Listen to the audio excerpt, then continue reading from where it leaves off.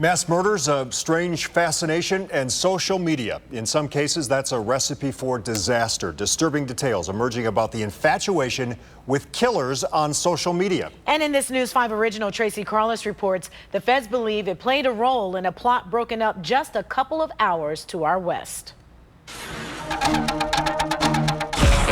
One day changed everything. It was the first of its magnitude. These now infamous images seared into the fabric of American history. One of them, a young woman, had 9 gunshot wounds to the chest. I mean, it was everywhere all the time.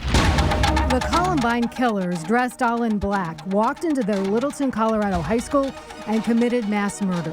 Years later, those crimes immortalized by some. Even websites seeking to pay tribute to the victims include pages of the shooters' notebooks. The FBI's investigative report is at your fingertips. The hope is to stop history from repeating itself. They planned it for around April 20th, which is the original anniversary of Columbine. Just months after Columbine, a violent plot stopped at Cleveland's South High School. For some, curiosity has become a dangerous obsession. I know there's enough of them that we're concerned as an organization. Disturbing pictures and hateful words written on countless forums, websites, and social media platforms glorifying the evil actions of the shooters. A careful balancing act between freedom of speech and threats to a community. America is a free country. People can say what they want and think what they want.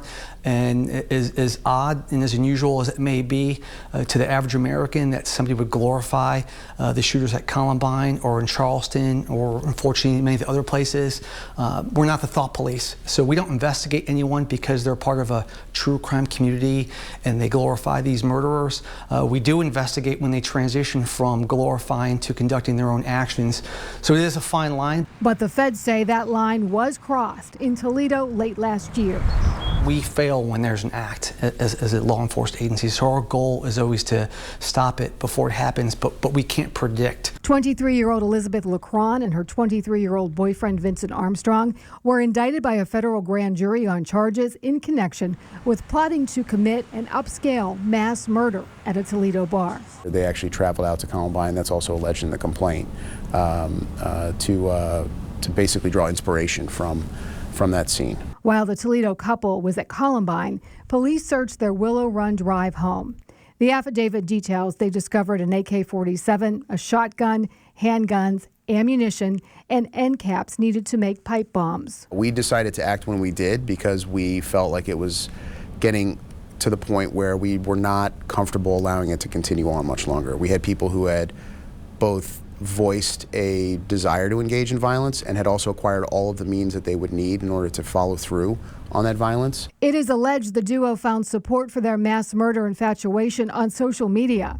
It's very disturbing. Jane Timmons Mitchell is a psychologist at Case Western Reserve University, specializing in youth suicide prevention and gun violence prevention. In addition to the media attention and the social media component, the other active ingredient in why these things kind of feed on each other, unfortunately, is the rampant access that youth have to guns and ammunition. The affidavit details the fascination Elizabeth LeCron had with another serial killer. She was a pen pal to the Charleston, South Carolina church shooter. Meantime, the FBI credits the public for tipping police off to the alleged plot. In Cleveland, Tracy Carlos, News 5.